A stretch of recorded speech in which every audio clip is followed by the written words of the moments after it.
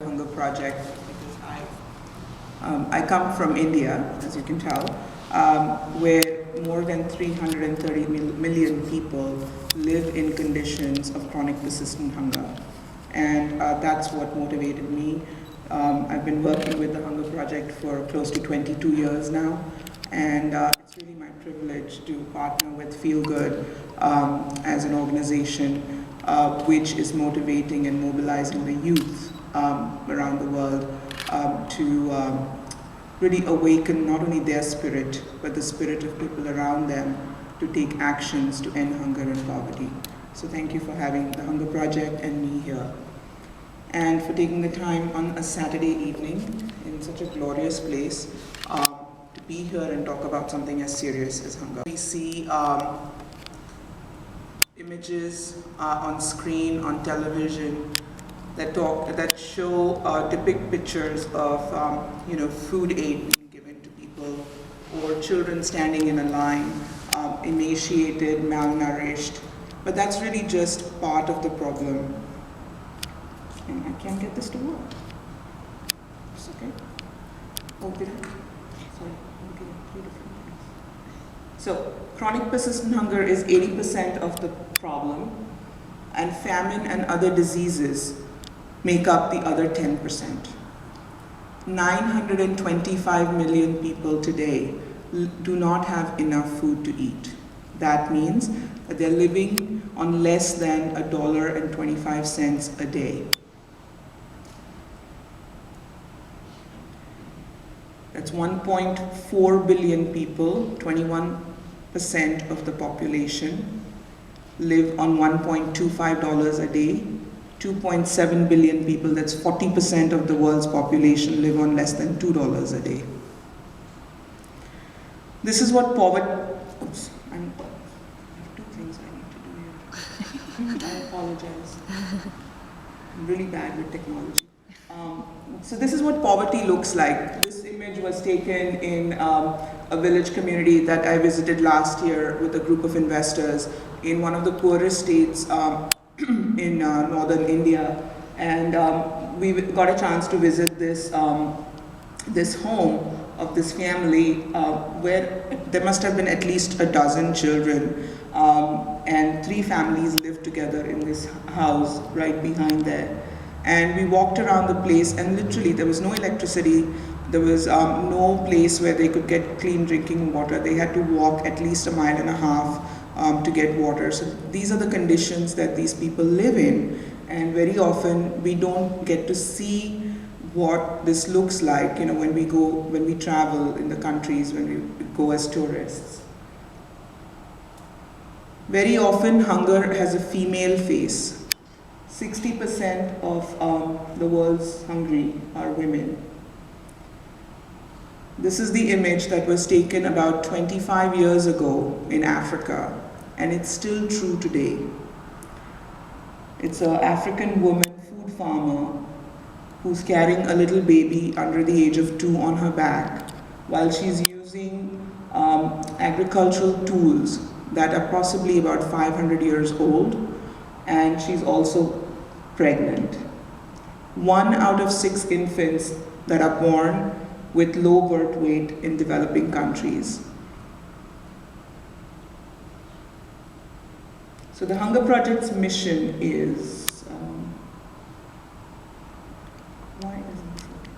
to end hunger and poverty by pioneering sustainable, women-focused, grassroots strategies and advocating for their widespread adoption in the countries throughout the world. So that's what the Hunger Project stands for. Our focus is to work at the very heart of hunger, where hunger persists. So the countries where 2/3 of the world's hunger persists is in many of the countries that we work in.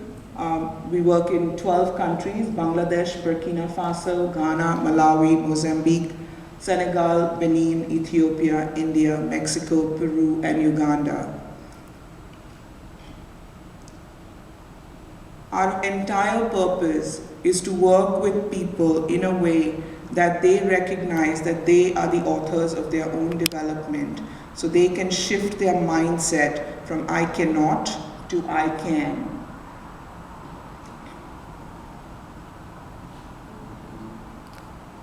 So we do it in three ways. One is by mobilizing the people to take actions so that they are not waiting for anyone to come and help them out, but they actually are responsible for what happens in their life and in the life of their families and communities.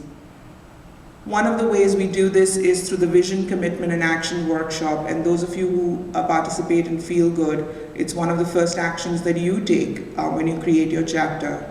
That is to create a vision for yourself, to have a purpose in life, and then you make a commitment to actually realizing that vision, and then you create an action plan to have that vision realized. And that's basically a simple way of saying what we do. It's a training program that people participate in each country where we work. It looks different. It's not a cookie cutter method. We look at the culture, we look at the mindset of the people, we look at the gender dynamics, we look at the government structures, and we kind of reshape, retool our methodology in a way that works for the people. This is what mobilized communities look like. The picture on the left is from our epicenter strategy in Africa. For those of you who may have traveled to Africa, you'll know that villages are very far apart from each other, and that whole sense of community is not necessarily there. So our epicenter strategy was devised to bring the villagers together to work as a community to address the issues that matter to them, that will help them create a sustainable way of life. So the building that you see in the background there is something that they built together. The land is donated by the village chiefs, and the people clean up the land, and they create this building which houses anything from a food bank, a little school for children and for adult education. There's a healthcare center where in some of the villages we've been to, where the doctors and nurses have come for the very first time. On the right-hand side is our program in Mexico. And in Mexico, what we do is we work with the indigenous population. People, especially women, who've been marginalized for over 500 years, who don't have a voice. We work with them to really have their voice strengthened so that they can demand for what is rightfully theirs. We've trained over 375,000 volunteer animators or activists around the world who kind of work in their communities to mobilize their communities to become self-reliant. A great example is that of that gentleman on the right-hand side, to your left. His name is Ranju, and he's from Bangladesh. He joined the Hunger Project when he was about your age. He was in college, and he joined the Hunger Project's Youth Ending Hunger movement in Bangladesh. And after he graduated, there were no jobs. And about 40% of Bangladesh's population is the youth. And not many of them are working. So the Youth Ending Hunger program really was devised to have these youth use what they've learned to go back into their communities and train their communities to become stronger. And Ranju has been working with us for the last 15 years to really rebuild his country.